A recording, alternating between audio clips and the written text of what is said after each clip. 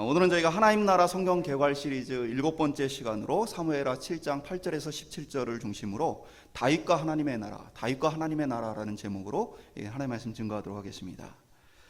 우리가 지난 시간들을 통해서 말씀 함께 살펴봤는데 성경에 보면 예수님의 세 가지 직분이 기록이 되어 있습니다.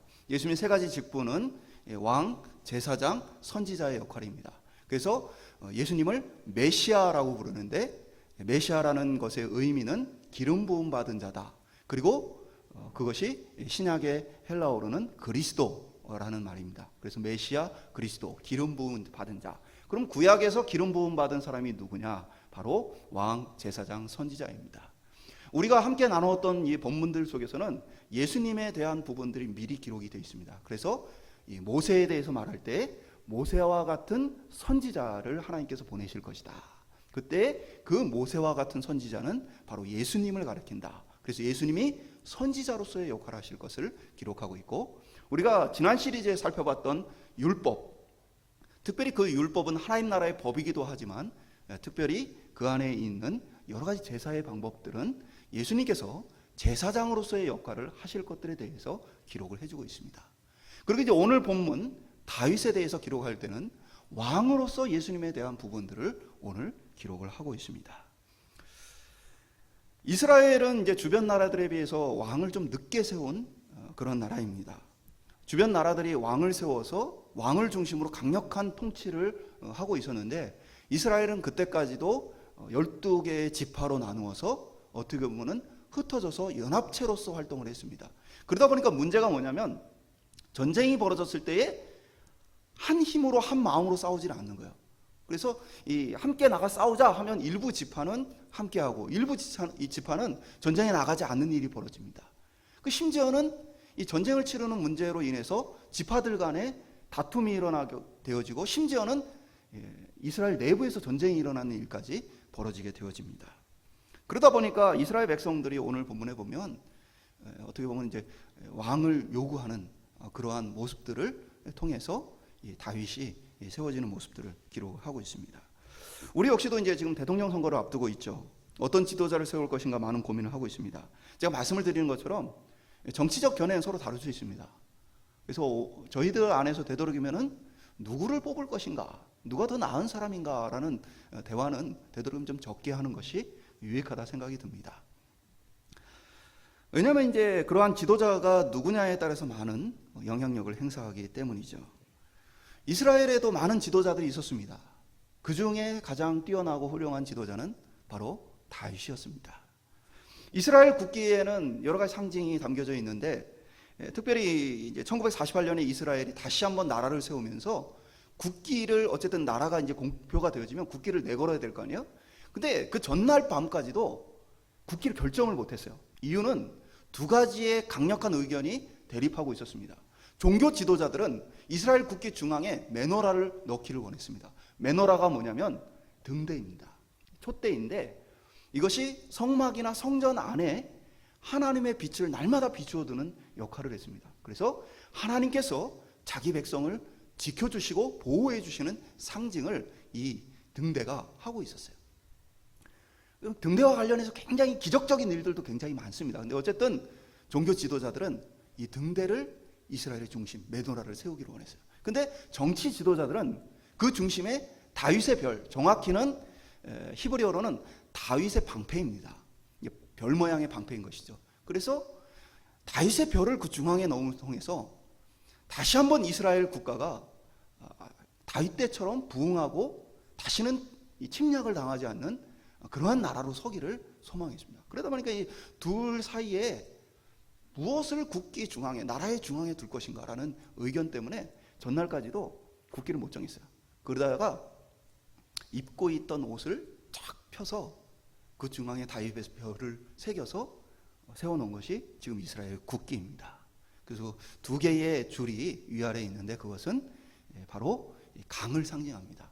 이 두 개의 강에 대해서는 무슨 강을 얘기하느냐는 약간의 해석의 차이가 있는데 어쨌든 이스라엘 백성에게 있어서 지금까지도 다윗하면 최고의 통치자이고 지금까지 역대에 있던 모든 왕들 중에 가장 뛰어난 왕이고 다시 한번 우리가 그 시대로 돌아가고 싶다라는 열망을 가질 만한 그러한 시기가 이 다윗 왕의 통치 시기였습니다.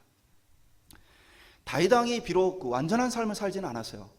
도덕적인 흠이나 여러 가지 부족함이 있었습니다. 그럼에도 불구하고 사도행전 13장 22절은 하나님께서 다윗을 보셨을 때 그는 내 마음에 합한 자다, 그가 내 뜻을 다 이룰 자다 라고 하나님께서 다윗을 칭찬하셨던 모습을 보게 되어집니다. 오늘 우리가 하나님께 인정받은 다윗을 통해서 하나님의 나라, 하나님께 세우실 나라가 어떤 나라인가를 함께 살펴보고, 동시에 하나님께서 다윗을 통해 하나님의 구원 계획과 하나님의 나라를 세워가는 과정이 어떻게 진행되어져 가고 있는지를 저희가 함께 살펴볼 수 있기를 소망합니다. 첫 번째 한번 따라해 보겠습니다. 사사시대와 사무엘. 다윗이 등장하기 전까지는 이스라엘 백성들이 12개의 지파, 부족으로 나눠져 있었습니다. 그리고 그 가운데 가나안 땅을 이들이 차지를 했지만 문제는 가나안 백성들을 다 쫓아내지 못했습니다. 하나님께서는 너희가 가나안 백성의 영향으로 우상을 숭배하게 될 수 있으니 그들을 다 쫓아내라 라고 명령하셨습니다. 이게 한편으로 굉장히 잔인하게 들릴 수 있지만 그러나 그게 하나님의 공의였어요. 왜냐하면 하나님이 아브라함에게 이야기하실 때에 내가 가나안 땅을 너에게 줄 것인데 아직은 아모리 족속의 죄가 가득 차지 않았기 때문에 지금은 주지 못하고 400년 후에 내가 그 땅을 너에게 주겠다라고 하나님이 이야기하십니다. 그러니까 가나안 사람들이 죄가 가득하게 돼서 도저히 그냥 둘 수 없을 때 하나님 심판을 하시게 되어지고 그때 그들을 다 내쫓아내고 그곳에 이스라엘 백성이 살게 될 것이다 라는 이야기를 해주셨던 거예요. 그런데 문제는 이스라엘 백성들이 가나안 족속들을 다 쫓아내지는 않습니다. 두 가지의 큰 이유가 있는데, 첫 번째는 가나안 족속이 너무 강해서 이스라엘 백성이 싸우기를 포기한 것입니다. 우리가 저들을 이길 수 없다. 대표적으로 단 지파 같은 경우죠. 단 지파는 남쪽 지역에 하나님께서 땅을 주셨는데 그 땅을 아예 포기해버리고 북쪽에 있는 산기슭에 사는 사람들을 쫓아냅니다. 하나님께서는 분명히 죄가 가득해서 심판받아야 할 가나안 족속을 쫓아내라고 했는데 성경에 보면 단 지파는 평화롭게 사는 자들을 쫓아냅니다. 힘없는 자들을 쫓아내요. 하나님 기뻐하시지 않는 일이죠. 그리고 하나님께서 쫓아내라고 한 그 땅에는 여전히 악한 가나안 백성들이 머무는 모습을 보게 되죠. 두 번째는 이스라엘 백성의 욕심입니다. 이 사람들을 쫓아내지 않고 종으로 부리면 어마어마한 노동력을 얻을 수 있어요. 그러다 보니까 이스라엘 백성들이 자신들의 종을 삼기 위해서 가나안 족속들을 쫓아내지 않고 곁에 두는 모습을 보게 되어집니다. 이때 하나님께서는 사사시대를 통해서 너희가 이들을 쫓아내지 않은 것으로 말미암아 그것이 너희 옆구리의 가시가 되어서 너희를 괴롭게 할 것이다 라는 말씀을 경고를 하십니다. 결국에는 이 가나안 족속들이 힘을 얻게 되어지고 이스라엘 백성들을 계속해서 괴롭히게 되어지는 역사가 이 사사시대에 계속 기록이 되어져 있습니다. 하나님께서는 이러한 백성을 그래도 버리지 않으셨어요. 하나님께서는 그러한 백성들에게 내가 너희를 지키고 있다, 내가 여전히 너희 하나님이라는 사실을 보이기 위해서 대표적인 구원의 방식으로 사사란 재판관이라는 뜻입니다. 그래서 이스라엘 곳곳에 지도자를 세워 이스라엘 백성을 그들의 고통 속에서 건져내시는 일을 하게 되어집니다. 한 번 건져내도 이스라엘 백성이 다시 우상 숭배를 하고 또 건져내도 다시 우상 숭배를 하고 이런 일이 계속해서 반복되는 모습을 보게 되어집니다. 그러나 이제 사사는 이스라엘 전체를 대표하고 이끌어가는 지도자는 아니었어요. 한 지파 안에서 지도자로 나와서 나머지 지파에게 함께 전쟁을 치릅시다, 함께 이 어려움을 극복합시다 라고 요청을 했고, 때로는 말씀드린 것처럼 일부 지파들이 거절하고 함께하지 않았어요. 심지어는 시비를 걸고 다투는 일도 일어나게 되어집니다. 사사시대에는 한편으로 하나님의 법과 질서가 무너지고 어떻게 보면 세상 가운데에서 하나님의 뜻이 통하지 않는 그러한 모습들을 보여줍니다. 근데 이게 사사시대의 모습만은 아니에요. 오늘 우리 역시도 세상 가운데 살아가면서 세상을 두려워해요. 그리고 세상 가운데 살면서 세상의 욕심에 때로는 우리의 마음이 사로잡힙니다. 그래서 세상 사람들이 저렇게 살아가는 걸 보면 우리도 그렇게 살고 싶어요. 하나님 그걸 원치 않는다는 사실을 알아도 우리의 마음 가운데 세상을 향한 마음들을 가지고 살 때가 많습니다. 사사시대와 같은 것이죠. 예를 들면요, 당시의 삶을 좀 보면 당시에 이스라엘 백성들은 이집트에 살다가 가나안 땅으로 이사를 왔죠. 그렇기 때문에 그 땅의 기후나 풍습이나 상황들에 대해서 익숙하지 않았습니다. 반면에 가나안 땅에 원래 살던 사람들은 그 땅에 비가 언제 오는지, 언제 파종을 해야 되는지, 언제 무엇을 해야 되는지를 잘 알고 있었어요. 그리고 그것은 하나같이 다 우상 숭배와 관련이 있었습니다. 그래서 우상 숭배를 하면 그러면 하늘에서 우상이 바알이 비를 내려주고 뭐 날씨를 어떻게 해주고 우리에게 복을 주고 그렇게 생각을 해왔어요. 그러다 보니까 이스라엘 백성들의 눈에는 그 땅에 딱 왔을 때 가나안 사람들이 제사를 드리니까 비가 오고 가나안 사람들이 이렇게 하니까 그들의 삶이 풍요로워지는 모습을 봅니다. 그러니까 이스라엘 백성에게 있어서는 야, 바알이 진짜 비를 내려주고 바알이 풍요를 주고 그렇게 하는구나 라고 생각이 됐던 거예요. 그래서 이스라엘 백성은 자신들도 하나님도 섬기지만 동시에 그 우상들도 함께 섬겨서 그 복을 받기를 원했던 것입니다. 그러한 모습들이 오늘 우리의 모습과도 크게 다르지 않습니다. 오늘 우리도 세상을 살아가는 방식에 있어서 세상은 우리에게 이렇게 해야 성공한다, 이렇게 해야 더 잘 살 수 있다, 이렇게 하면 안 된다. 근데 성경적이지 않은 것들을 우리에게 성공의 방식이나 풍요로운 삶을 살아가는 방식으로 많이 제시를 합니다. 그리고 우리의 눈에는 그것이 더 맞는 것처럼 보여질 때가 많이 있습니다. 제가 함께 성경 공부를 했던 한 집사님의 이야기예요. 이분이 성경 공부를 한 2년 정도 코스로 저희가 교회에서 진행을 하고 있었는데, 이분이 어느 날 이제 성경 공부를 하고 끝나고 나서 나오는 길에 저에게 갑자기 이런 얘기를 합니다. 자기가 지금까지 아이들을 잘못 가르쳐 왔다. 지금까지 자기는 아이들이 공부를 잘해서 좋은 대학에 가는 게 굉장히 자기 삶의 큰 목표였다는 거예요. 그래서 사실 아이들을 어떻게든 그 성적을 높이기 위해서 굉장히 애들을 이제 힘들게 해왔던 자기 자신을 어느 순간 하나님의 말씀을 자기가 공부하고 깨달으면서 내 삶의 가치관이 잘못됐구나. 내가 지금 아이들을 잘못하고 있구나. 그래서 자녀들을 불러놓고 사과를 했다는 거예요. 내가 지금까지 너희들에게 어떻게 보면 이 성적을 더 좋게 하기 위해서 해왔던 이 모든 것을 미안하다, 잘못했다. 엄마가 지나친 욕심이었다. 그러면서 이분이 엄마의 한 가지 소망이 있다면 너희도 내가 만난 예수님을 만났으면 좋겠고 너희가 신앙생활을 했으면 좋겠다. 교회는 나오죠, 아이들이. 근데 진짜 예수님을 만나고 신앙생활을 했으면 좋겠다. 이게 엄마의 바람이다 라고 얘기를 했다는 거예요. 제가 그분한테 그분 가정사에 대해서 그렇게 깊게 알지도 못했어요. 그래서 공부하는 게 다가 아니다 또는 그런 얘기를 한 적이 없어요. 근데 스스로 그냥 성경을 보다가 하나님의 말씀을 돌아보다가 내 삶의 방향과 목표가 잘못되었구나. 세상에서는 공부를 잘하고 하면 재능을 다 펼칠 수 있고 공부를 잘하면 성공할 것처럼 이야기를 합니다. 근데 실제로 우리의 삶을 보면 공부를 잘한다고 다 성공하는 것은 아니죠. 그 성공이라는 것 자체의 개념도 좀 다를 수 있지만 어쨌든 우리가 기준 삼는 것은 세상으로부터 영향을 받은 것이 많고 세상으로 영향을 받은 많은 것들 중에는 때로는 하나님 기뻐하시지 않는 것들도 많이 있다는 사실입니다. 오늘 우리 속에서 혹시 가나안 땅을 바라보면서 가나안의 그 풍요를 부러워하고 가나안 사람들을 향한 똑같은 욕심을 가졌던 그 사사시대의 이스라엘 백성들처럼 오늘 우리의 눈과 마음이 그렇다면 오늘 저희들이 한번 돌아봤으면 좋겠습니다.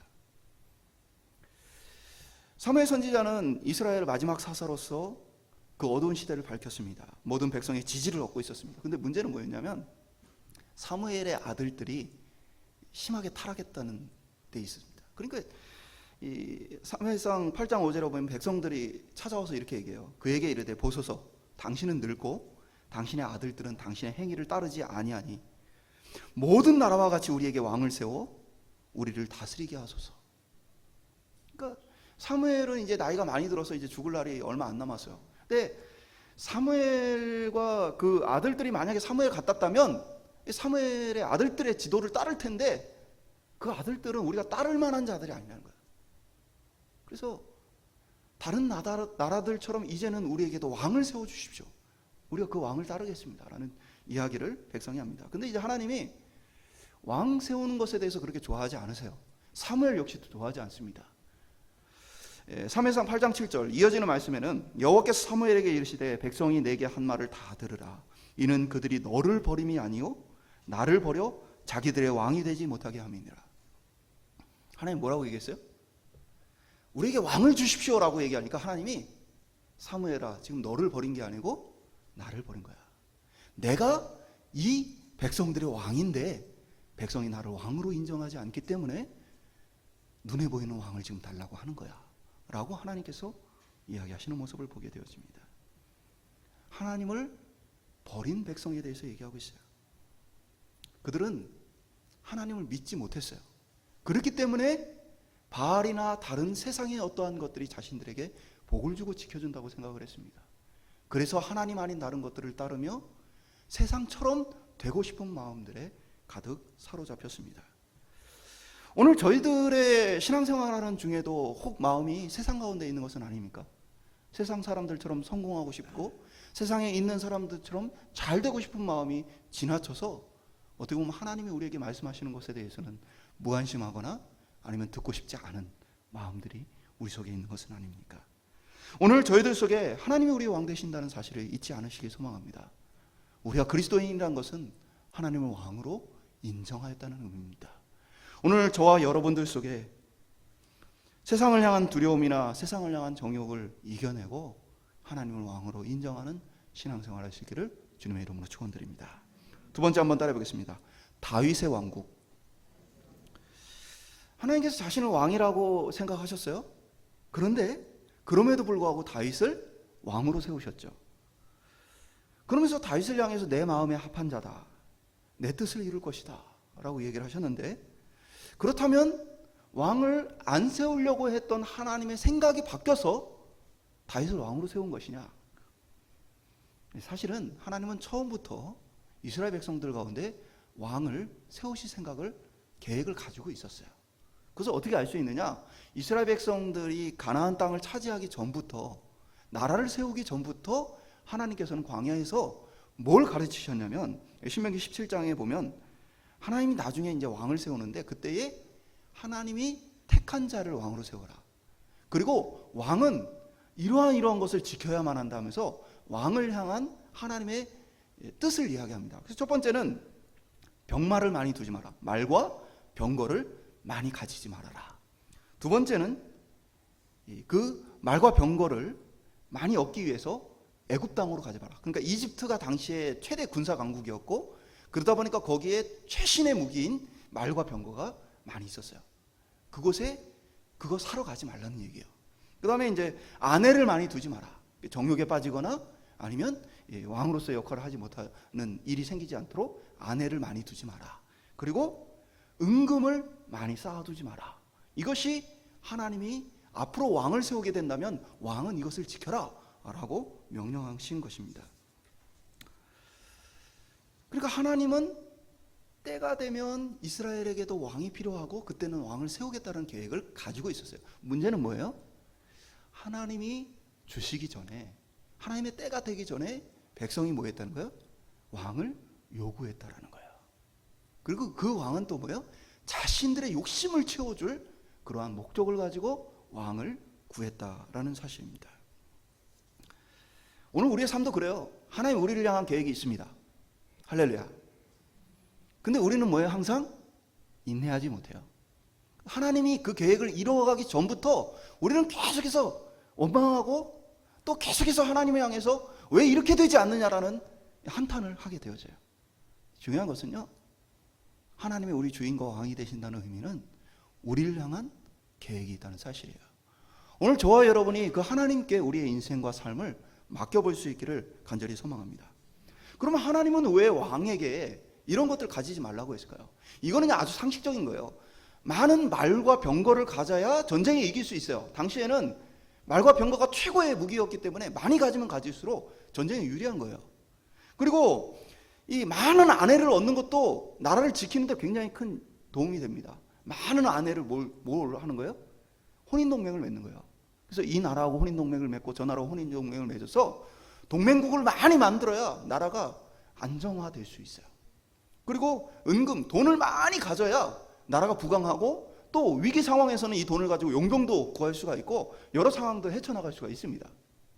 그런데 하나님은 나라가 유지되기 위해서 인간적인 눈으로 봤을 때 반드시 있어야 할 이것들에 대해서 많이 가지지 말아라고 선언한 것이죠. 왜 그랬을까요? 상식적인 거예요. 너희가 많은 말과 병거를 의지하지 말고, 많은 아내들을 통해서 동맹국들을 의지하지 말고, 많은 은금을 통해서 돈으로 어떤 것을 해결하려는 그 마음들을 내려놓으라. 내가 너희 의지할 대상이다. 하나님이 지켜주시겠다라는 철저한 이 언약관계를 위해서 자기 자신의 능력을 보여주기 위해서 하나님께서 이야기를 하신 것입니다. 세상의 것들이 의지할 만한 것처럼 보여지지만 그것들이 진짜 너희 삶을 지켜주지 못한다라는 선언과 동시에 너희 삶은 내가 지킨다라는 것이 하나님의 말씀이었습니다. 실제로 하나님께서 이스라엘 백성들이 가나안 땅을 정복해가는 과정 속에 여호수아에게 이렇게 말씀하셔요. 여호수아 11장 6절에 보면 여호와께서 여호수아에게 이르시되 그들로 말미암아 두려워하지 말라. 내일 이맘때에 내가 그들을 이스라엘 앞에 넘겨주어 몰살시키리니 너는 그들의 말 뒷발에 힘줄을 끊고 그들의 병거를 불사르라. 무슨 말이에요? 내가 그 두려운 적들을, 당시 가나안 족속들은 전쟁에 굉장히 능한 사람들이었습니다. 반면에 이스라엘 사람들은 난민이었어요. 전쟁 준비가 안 돼 있는 난민들이에요. 그런데 하나님께서 이기게 해주시겠다. 근데 이기고 나서 너희는 그들의 최고의 무기들인 말과 병거를 어떻게 해요? 말은 그 뒷발에 힘줄을 끊어라. 그러면 말은 빠르게 달릴 수가 없어요. 그러면 이 말은 전쟁에서 쓸 수 없는 말이 되어지는 거예요. 그리고 병거는 불살라라. 한마디로 뭘 얘기한 거예요? 내가 이 전쟁에 이기게 해주는데 이제 너희의 어떤 전쟁의 능력으로 이기는 게 아니고 내 힘으로 이걸 이기게 하는 걸 내가 보여주겠다. 그러니까 이후에도 너희는 나를 믿어라. 그것들을 의지하지 말아라 라는 이야기를 하신 거죠. 근데 이 하나님의 명령을 성경 역사에서 가장 잘 지켰던 왕이 바로 다윗입니다. 사무엘하 8장 4절과 역대상 18장 4절은 이 부분을 기록하고 있는데 다윗이 그에게서 병거 1000대와 기병 7000명과 보병 2만 명을 빼앗고 다윗이 그 병거 100대의 말들만 남기고 그 외의 병거의 말은 다 발에 힘줄을 끊었더니 다윗은 전쟁에 이기고 나서 7000명의 기병이면 말 7000마리입니다. 그렇죠? 거기에 병거 1000대가 있습니다. 병거는 최소한 2마리 또는 4마리가 끄는 이렇게 거예요. 그러면은 이 병거 역시도 1000대였다면 말이 최소한 2000마리에서 4000마리, 그러니까 10,000마리도 넘는 말을 확보를 했는데 그 중에 딱 100대의 병거 외에는 나머지는 그 발에 힘줄을 다 끊어서 전쟁에 쓰지 못하도록 하고 병거를 불살랐다라고 기록을 해주고 있습니다.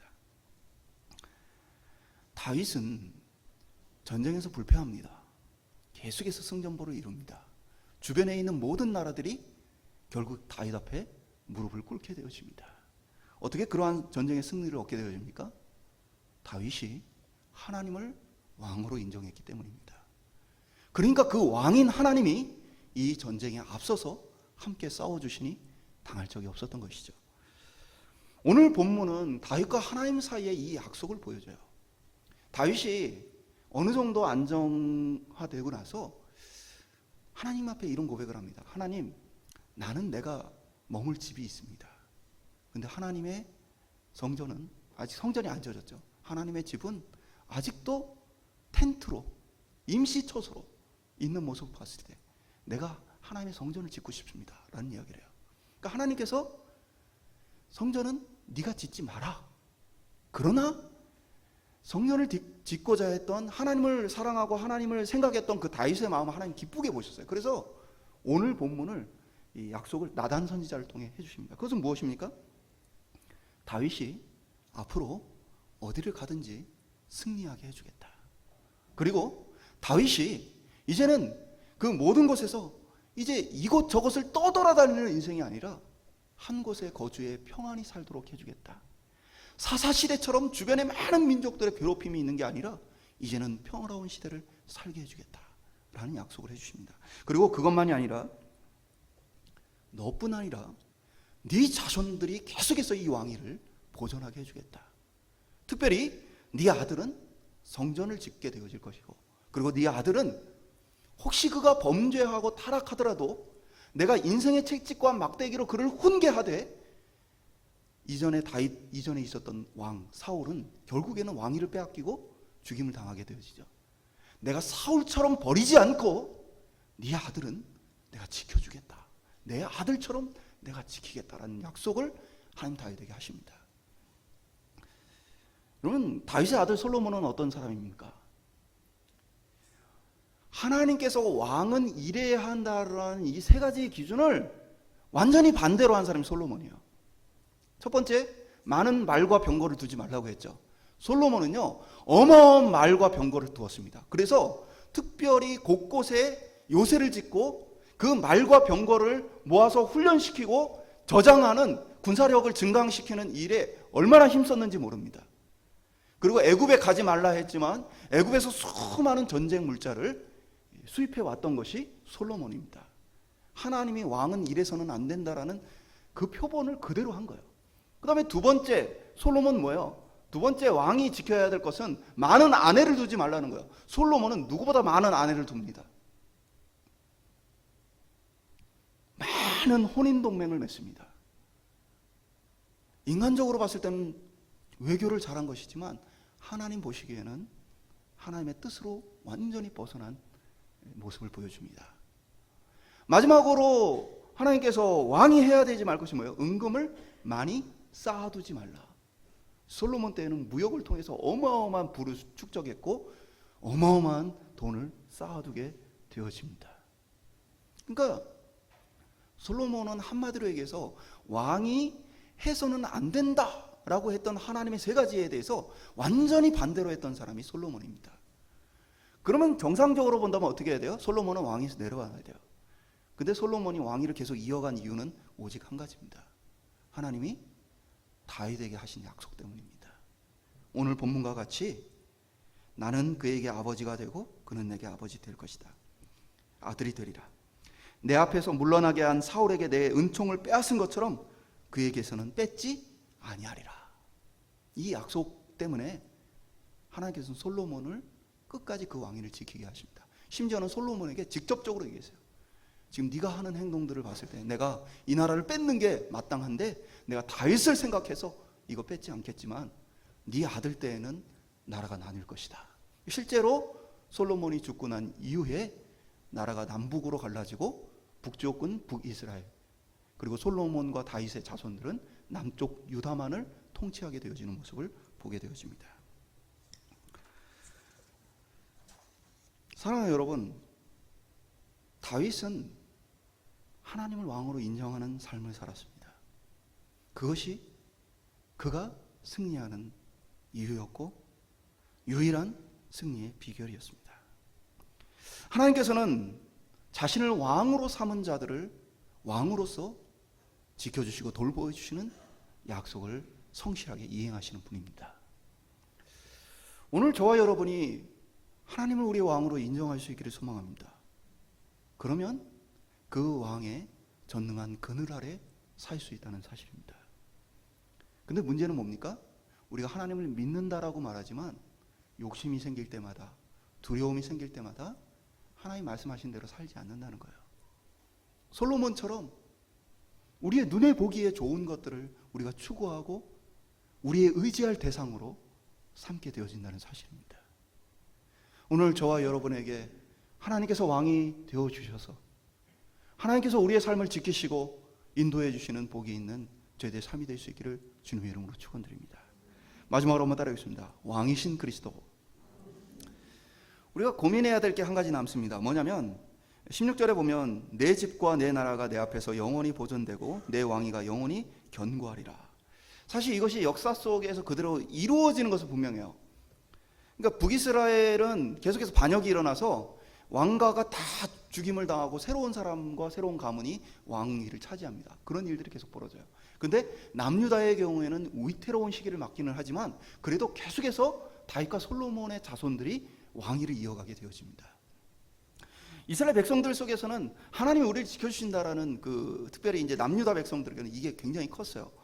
그래서 기원전 722년에 북이스라엘은 아수르 제국에 의해서 멸망당합니다. 근데 그때에 남유다는 기가 막히게 살아남습니다. 그리고 그 이후에도 계속해서 강력한 적들이 무너뜨리려 할 때마다 남유다가 견디고 견딥니다. 그러다 결국에 이제 기원전 586년 바벨론 제국에 의해서 남유다가 멸망하게 되어지는데, 이때 분위기가 뭐였냐면 하나님이 선지자를 계속 보내세요.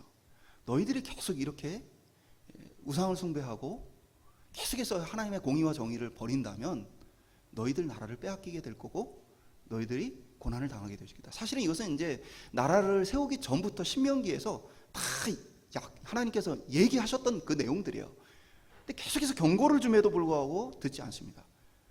진짜 선지자의 말은 듣지 않고 이들이 거짓 선지자들의 이야기를 듣는데, 거짓 선지자들의 메시지의 핵심이 뭐냐면 북이스라엘 멸망했어도 남유다는 하나님 지켜주신다. 다윗의 왕위가 계속 되어질 것이다 라고 얘기하면서 그들은 평안하다, 걱정하지 마라 라는 이야기를 계속 해옵니다. 그러니까 회개할 기회를 그들이 놓치게 되어져요. 중요한 것은요, 하나님이 우리에게 약속하신 것들에 대해서 하나님은 신실하게 그 약속을 지키는데 문제는 어디에 있다는 거예요? 우리가 그 약속을 안 지킨다는 거예요. 근데 그 약속을 안 지킬 때 하나님 계속해서 그것들을 떠올리고 상기시키며 하나님의 약속을 지키라고 이야기를 하시는데, 문제는 우리가 계속해서 듣지 않고 거부할 때에 하나님의 그 보호하심과 은혜가 잠시 우리 곁을 떠날 수 있다는 사실입니다. 근데요, 그럼에도 불구하고 하나님은요, 다윗과 했던 이 약속을 신실하게 지켜가십니다.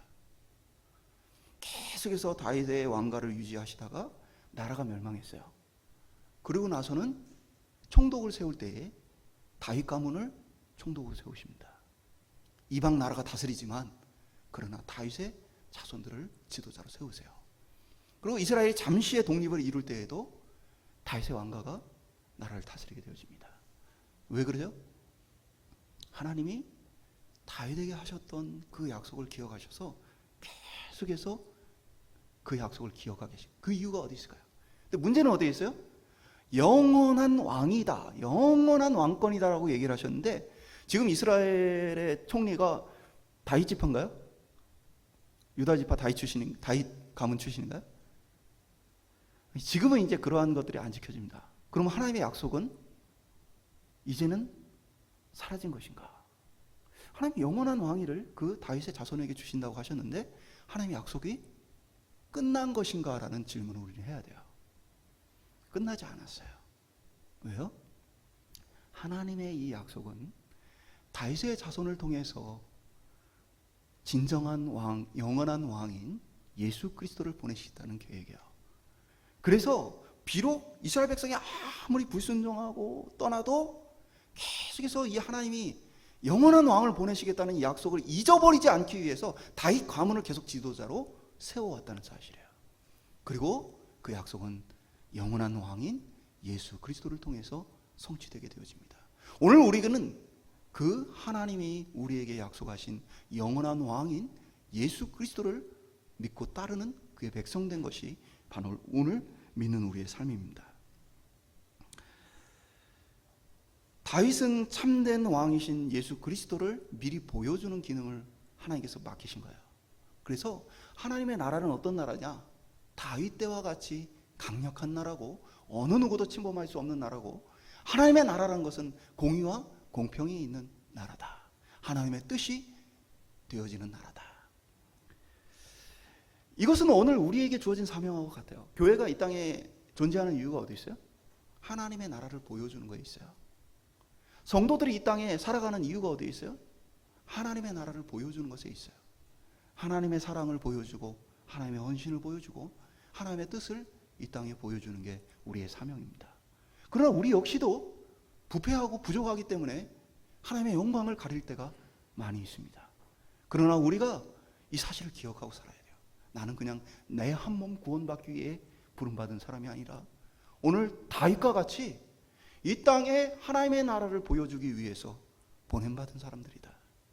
오늘 우리는 그렇게 그리스도를 왕으로 모시고 그 나라를 이 땅에 보여주는 삶을 사는 것입니다. 말씀드린 것처럼 교회도 그렇고 우리 자신도 그렇고 완벽하지 않아요. 너무나 부족한 모습이 많습니다. 종종 저희들도 참 이런저런 교회들의 소식을 들을 때는 분노할 때가 많고 실망할 때가 많습니다. 차라리 그런 교회가 없었으면 좋겠다 하는 마음이 들 때도 너무나 많은 것이 사실입니다. 차라리 그런 목회자가 차라리 없었으면 좋겠다라고 생각할 때가 사실입니다.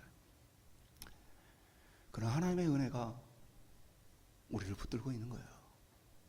사도 바울은 우리와 그리스도의 관계에 대해서 로마서 8장 38절 39절을 통해 이렇게 말합니다. 내가 확신하노니 사망이나 생명이나 천사들이나 권세자들이나 현재일이나 장래일이나 능력이나 높음이나 깊음이나 다른 어떤 피조물이라도 우리를 우리 주 그리스도 예수 안에 있는 하나님의 사랑에서 끊을 수 없느니라. 끝없이 배신하는 이스라엘 백성을 버리지 않고 영원한 왕이신 그리스도를 보내신 하나님, 오늘 우리가 넘어지고 부족하고 그럴지라도 우리에게 소망이 되어지는 건요, 하나님이 우리를 붙들어 주신다는 이 은혜 때문입니다. 우리는 때로 하나님을 외면합니다. 우리는 때로 하나님을 배신합니다. 하나님의 신실하심이 여전히 우리를 붙들고 있다는 사실입니다. 오늘 우리는 이 약속을 받은 사람들이에요. 고아와 같이 버려진 자들이 아니에요. 참된 왕을 우리에게 모셔드린 사람들입니다. 대통령 선거 중요하죠. 근데 우리는 인간 대통령의 한계도 알아야 됩니다. 아무리 뛰어난 대통령과 지도자가 있어도 시대가 전체적으로 어려움을 만나면 백성이 어려울 수밖에 없는 거예요. 아무리 무능하고 힘없는 지혜롭지 못하는 지도자가 있어도 시대가 풍요를 누리는 그런 때를 만나면 백성은 풍요를 누리게 되어지는 거예요. 제가 뭐 지도자가 중요하지 않다는 얘기를 하는 게 아니라 인간 지도자의 한계를 얘기하는 거예요. 이 땅을 다스리고 이 땅을 움직여 가시는 분이 누구인가 우리 그리스도인들은 바라봐야 합니다. 하나님께서 이 땅을 움직이시고 하나님께서 이 땅을 다스려 가신다는 이 믿음 속에서 우리는 뭐예요? 기도하고 구하는 거예요. 그래서 제가 이 말씀을 드리는 거예요. 우리의 관심이 누구를 대통령으로 뽑아야 되느냐, 그 중요한 문제죠. 그러나 그것보다 훨씬 더 근본적인 질문, 이 땅을 다스리는 예수 그리스도에 대한 깊은 관심이 우리에게 있어야 합니다. 구해야 되고 찾아야 되고 도움을 요청해야 되고 그의 힘을 힘입어서 살아야 합니다. 우리의 인생 가운데에는 많은 파고들이 눈앞에 펼쳐집니다. 어려워질 분들이 저는 많다고 봐요. 경제학자들이 다 얘기하는 것이죠. 돈을 풀었던 것을 이제 조이기 시작하고 걷어들이기 시작하면 가난한 사람, 힘없는 사람, 돈을 빌렸던 사람부터 어려움 만나게 되어집니다. 이게 얼마나 오래 지속될지, 얼마나 깊게 어려움으로 찾아올지는 모르겠습니다. 그럼 우리 인생은 질병이 됐든 경제적 상황이 됐든 무엇이 됐든 관계의 문제가 됐든 우리 인생은 언제든지 이런 수많은 인생의 파도 속에 우리가 살고 있다는 사실입니다. 예수를 믿지 않는 사람들은 자기 힘으로 그 파도를 견뎌내며 살아가는 사람들입니다. 그럼 우리가 예수를 믿는다는 이유는 그 인생의 파도에 왕 대신 주님의 돌봄과 보호 속에 살아간다는 사실입니다. 오늘 우리가 평안한 이유가 어디 있습니까? 오늘 우리가 기쁜 이유가 어디 있습니까? 그 그리스도 때문입니다. 저와 여러분이 참된 왕이신 그리스도께 관심을 두고 그의 영원한 나라를 사모하며 그의 나라를 증거하는 자들로 살아가는 귀한 복이 저희들 가운데 있기를 소망합니다. 말씀 맺도록 하겠습니다. 다윗도 완벽한 사람 아니었습니다.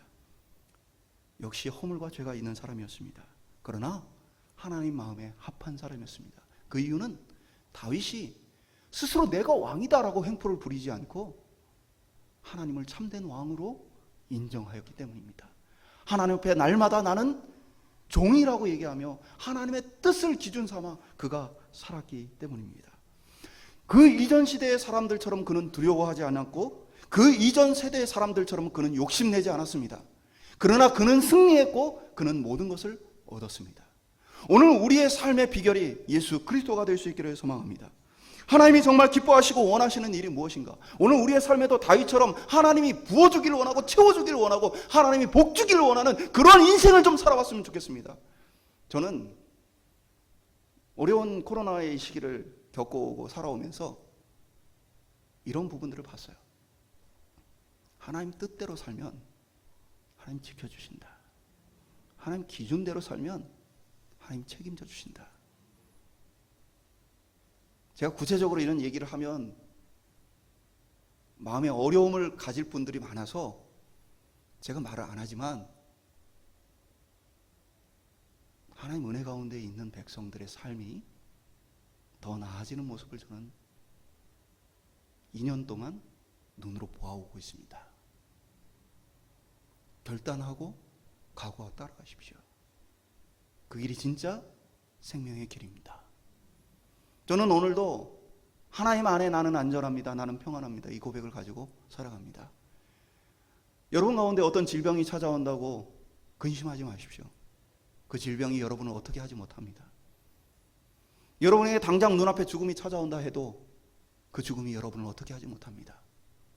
우리를 그리스도의 사랑에서 하나님의 사랑에서 끊을 것이 없습니다. 오늘 저와 여러분이 한 해 왕 대신 그리스도를 마음의 중심에 두고 그 말씀을 따라 살아보길 소망합니다. 그리고 올 한 해가 끝났을 때 내가 하나님 뜻대로 살아봤으니 후회함이 없다. 그리고 그 결과에 대해서 하나님이 어떻게 하시는지 우리로 간증하고 증명할 수 있게 소망합니다. 그리고 믿지 않는 자들에게 보여줬으면 좋겠습니다. 내가 하나님 뜻에 순종하지 않아서 당하는 고통을 보여주는 게 아니라 내가 하나님 말씀대로 결단하여 살아봤더니 내 삶이 이렇더라. 오늘 다시 한번 우리가 이 땅에 하나님 나라를 보여주는 부름받은 귀한 삶을 사는 축복이 저와 여러분에게 있기를 주님의 이름으로 축원드립니다.